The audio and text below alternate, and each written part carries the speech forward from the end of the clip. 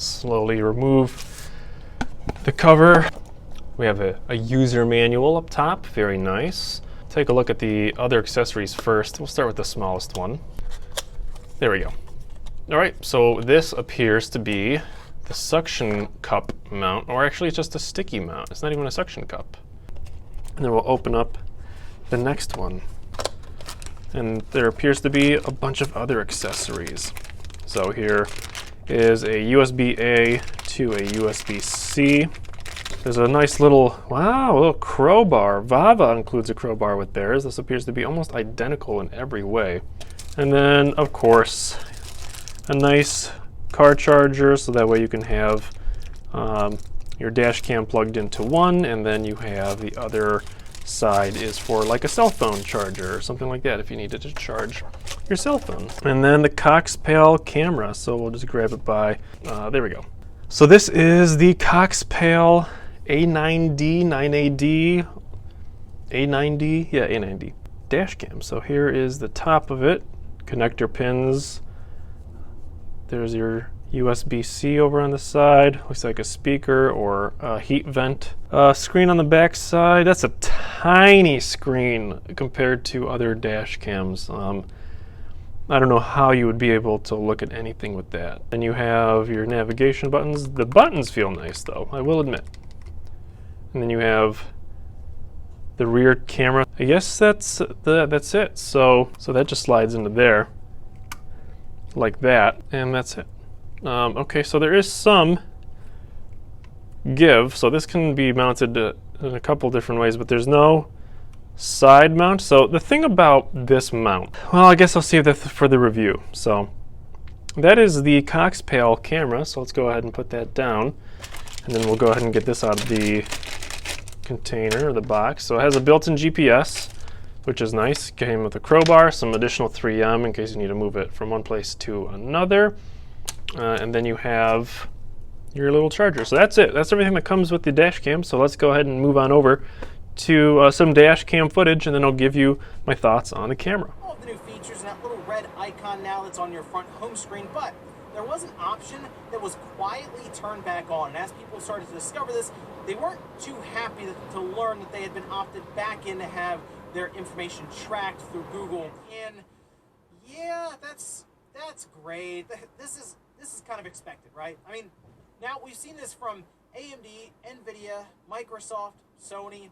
It doesn't matter if you sell a hot product line right now, it's going to sell out and it's probably going to pop up online, especially.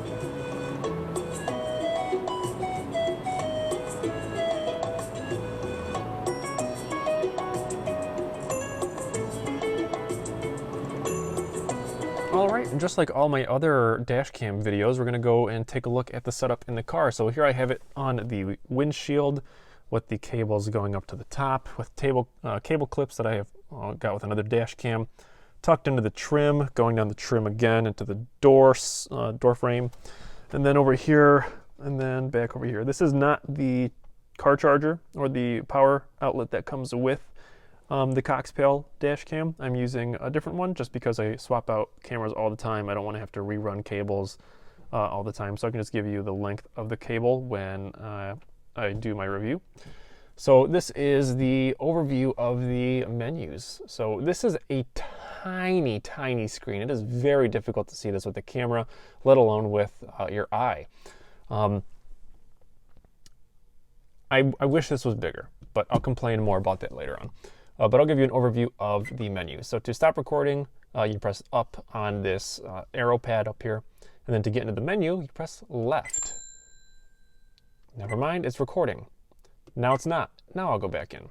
That ching sound is not to get money, it's to let you know that the camera's locked and you can't get into the menu while recording for some reason. So we have a couple different settings. Camera settings, that's where you're gonna have your resolution, loop recording settings, your exposure values. Man, this LED screen is awful. There we go, infrared LED, audio recording, GPS, G-sensor, parking monitor, and wide dynamic range. So you can go into all of these options. Parking monitor has a lot more than everything else. Everything is just on or off. Parking monitor allows you to choose the mode if you wanted a time lapse or low resolution, guard time, parking LED indicator, interior camera, parking mode. So all of this can be adjusted for the parking monitor, which is very nice. Under that, we have system settings, date, time, language, auto screen off, frequency, sound, plate number, format for your memory card, and then default, which puts the camera back to default settings. And then version settings, or version number that you have of the software. Next is playback. That's where you go to view all of your different events, and you have front normal, front event, inside normal, inside event. Up next at the very bottom is Wi-Fi. So this camera does have Wi-Fi built into it, so you can access the camera wirelessly through the companion application that you have. So on the screen, when you select Wi-Fi, it pulls up the, come on, focus, the SSID and the password. So that is the way that I have this set up in a little menu dive of the Coxpal camera. So let's go ahead and go back inside and continue on with the video. Now that we took a look at the camera quality with some videos and along with the setup process for the camera and the interface of the camera, I can go ahead and give you my final thoughts on the Coxpal A9D dash cam. First, Coxpal did reach out to me and wanted me to review this camera, so they sent it to me for free for review purposes. Everything that I say in all my reviews are 100% my thoughts, and they're not swayed by anything. So with that being said, Coxpal sent me an email with a chart basically comparing their camera, the A9D, to a couple of other cameras. Two of them are from brands that I have used and reviewed on my channel already. First one is from Vantrue. They specifically compared this A9D to the N2 Pro. I don't have the N2 Pro. I have the N4, which is a little bit different. This is a little bit more expensive because it comes with not only a front-facing camera and a cabin-facing camera, but it also has a separate rear camera that connects and goes to the back windshield. If you want to see that review, you can click up in the corner over there. I really like this camera. This is one that I use on a daily basis. The other camera that they compared themselves to is the Vava 2K Dual Dash Cam. Same thing, if you're interested, click in the top banner up there. This is my all-time favorite dash cam that I've ever used. Ever. I got spoiled when they sent me this to review. I love this thing. This retails for $199.99 on Amazon, and I'm sure you can get a coupon for it somewhere. The Vantrue, because it's a 3-channel, there's 3 different cameras. This was, I think, $279.99. Coxpal's is $169.99 MSRP. I'm sure you can get coupons, like I said, on Amazon. Everyone sells their stuff on Amazon now, and I'm sure you can get a coupon. So with that being said, they're really going for, theirs is cheaper, and it has pretty much all the same things that the other cameras do. The camera sensors, they're all Sony sensors and whatnot. They all take 2 56 gigabyte micro SD cards. They all have GPS sensors in them. Vava's is a little bit different because it's an external sensor as opposed to a built-in sensor. Some of them have apps, some of them don't. They're trying to put themselves as a budget-friendly option, which I would agree with. I would say that for $169.99, this camera is great just in terms of the camera quality and just the set it and forget it nature. You set it up, you go. That's pretty much all you really need for a dash cam. The thing that I dislike about the camera, there's a couple things that I do dislike. The Coxpal, it feels, I don't know if you can, I don't know, it's sturdy, but the plastic is a little cheap. Just because it's heavy doesn't mean it's durable. The second thing I don't like is the 3M mounting system. I understand that it's a cost-cutting measure, but this sticking it to your windshield, I absolutely despise this. I hate this. And I reached out to the representative that wanted me to do this review. They said that there's a couple reasons why they do this instead of a suction cup mount. It's planted. So when you are driving and you're going over bumps and stuff like that, it doesn't shake as much on this mount as it would on a suction cup mount. I personally have never had any issues with the suction cup mount shaking while going over bumps. I think what they may have been saying is that the suction cup mount can fall off. Yes, if you don't clean your windshield, if you don't apply it properly, it can fall off. I've never had the Vava or the Vantrue cameras fall off. I don't know, Coxpal, I would recommend ditching this. It's very difficult to remove. I did have to remove this with the included crowbar that they give you. There's a reason they give you this crowbar. It's to separate pieces of your car's trim, but really I think it's just to get this off, and it was a pain in the butt to get this off of my windshield. The next thing is this screen this is just laughable. I'm sorry, Coxpal. I understand it's another cost-cutting measure, but this screen absolutely tiny. So here's the Vava 2K, right? So it's a little bit bigger, I get it. So this is a $200, this is $170. And then this is the Vantrue screen, just absolutely dwarfs it. This screen is tiny, and I understand they were trying to go for a very compact design with this camera. That screen is awful. These buttons too, I understand if they got this and put it like underneath, then you would have so much more screen real estate. Another thing would be the buttons are mushy. So these navigation buttons are okay. They're not great. Sometimes they're vague and I'll press it and I'll think I pressed the button, but then I have to press it again. And then my left button, my left. So every time I press that, like half the time it sticks. So unfortunately, when I'm navigating through menus, I might have to push it twice or 3 times in order for it to register, unfortunately. Another thing I want to mention is the micro SD card it's unneededly hard actually to get out of the micro SD card port. The micro SD card is located up here, and you can see there's a divot right there. So you can't even get to the card. You actually have to like push your nail down into the divot and then eject the card. It's very difficult. So you have to like take your time, whereas the other cameras, the SD card sticks out a little bit, or just enough where you can just press it with your fingertip and not your nail. That's just a minor gripe. It's not really a deal breaker. Just be careful. The spring on the SD card ejection is pretty strong, and I actually went to eject the card once and it flew across my car, and I had to turn my flashlight on and look under my seat for the SD card. So just be careful of that. The final thing that I dislike in terms of the camera is the Wi-Fi. So this does have built-in Wi-Fi connectivity, so you can hook up your smartphone and use an app along with it. But the Wi-Fi on this, you have to be in the Wi-Fi menu on the Wi-Fi screen in order for this to be transmitting Wi-Fi. If you transmit Wi-Fi and then you leave the Wi-Fi screen and you wanted to go back to, like, say you wanted to look at your, the viewfinder, you want to look in your screen to see what's in front of you, it doesn't allow you to. So as soon as you back out of the Wi-Fi, it cancels the Wi-Fi. I feel like it's an oversight, if that makes sense. Like, I want to be able to, like, I get what they're trying to do.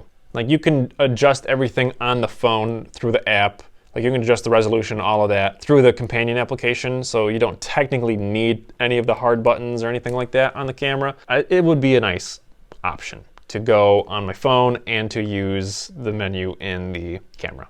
I don't know. So that's a list of the dislikes I have, and it's just a dislike. It doesn't mean like it's a deal breaker. It's not like, oh man, this camera is awful, I would never use that. It's just some things that I don't personally like about the camera, and it's definitely room for Coxpal to improve upon. So I know they're gonna be watching this video. The rep that I've been in contact with is definitely gonna be watching this. So these are just a couple things that could be improved upon. Now, in terms of what I like about the camera, I actually like quite a fair bit.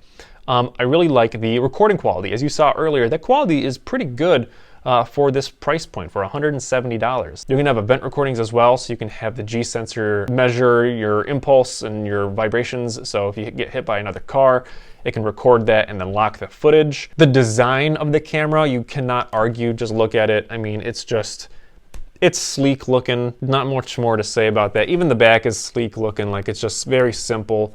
Bottom, I mean, top as well, just very sleek. I also like that it has a super capacitor in it, so when you're driving out in really cold temperatures and really hot temperatures, you shouldn't have any issue with this dying or overheating or getting too cold to function.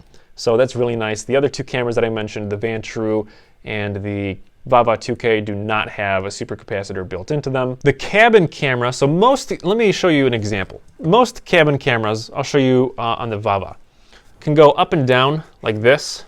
It articulates, bam, bam, like that. The Coxpal actually allows you to do up, down, left, and right, and even like bottom left, bottom right. It's not as much of an articulation of up and down like the other two cameras, but with this, it is nice that you are able to even go left and right. So depending on where you put this in your car, wherever, you can still adjust the camera to where you would need the camera to be looking at, which is actually a really nice thing. So even though this is a 3M adhesive mount, and they do give you an extra adhesive pad, which I have right here. So just in case you did need to remove it from your car or put it somewhere else, they do give you an extra one, which is nice. I do like how you can quickly just snap it off, like no issue. So these are actually retractable pins. So when you push it onto the camera and in, the pins go up but still make contact because they're spring loaded. And then you can easily just bam, pull it off. So if you did buy a second one of these mounts, you could take the camera off of one, take it to your other car, and then bam, slide it into your next one. I do think that's the second best. I still love the Vava 2K, how it's just magnetic and it just comes right off. That is so cool and satisfying, and then it just clips right back on. Bam, magnets, magic. But I do like this as well. I still think this is a really good design. The last thing I really like about the camera is the app functionality. So yes, even though the Wi-Fi doesn't work perfectly and you have to stay in the menu to use it, you still are able to control all the functions from the app. You're also able to look at your recordings, save the recordings, back up the recordings to your phone. So say you have you get in an accident and there's a police officer there, pull the footage, put it on your phone, and then show the police officer on scene, so that way you can find out who's at fault and just show the officer what happened. So I do have to point out that in terms of app implementation, that the Coxpal does not have as good of the implementation as the Vava 2K Dual Dash. They both do mention that there's app implementation, and Coxpal did mention it in the email that they sent to me. Vava, I think, does it a little bit better. Their app is easier to navigate. You don't have to be in a Wi-Fi menu to connect via Wi-Fi to this camera, so the app is always perpetual. You can always connect to it as long as the Wi-Fi is broadcasting. Whereas this, you have to be in the Wi-Fi menu for it to connect, which makes no sense. I feel like this also transfers data faster over Wi-Fi than the Coxpal A9D. That's not to say that this is a bad implementation of Wi-Fi, it's just it could be better. So Coxpal, there's definitely room for improvement on this.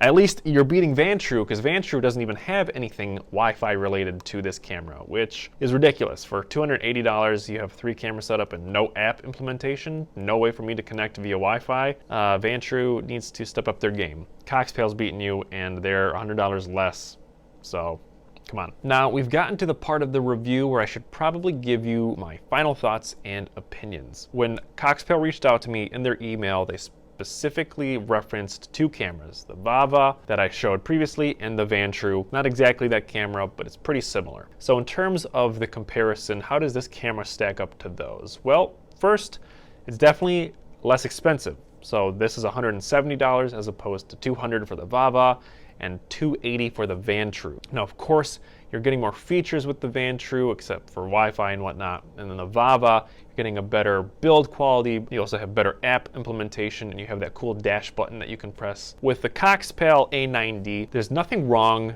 with this camera. There's nothing setting me apart where I'm looking at this camera and I'm like, this is bad, don't get it. I absolutely hate it. But definitely for the price point for $170, I think this is a great camera. As you saw from the camera quality, it was great quality. You cannot deny that. The resolutions, 1440p at 30, 1080 at 60 or 30, front and rear cabin camera, great setup. Of course, there's some minor nitpicks. The screen's too small, the buttons are mushy. The camera, I wish it could have swiveled up a little bit more. App implementation, I wish it was better. But for $170, if you're looking for like a set and forget type of camera, you just plop this in.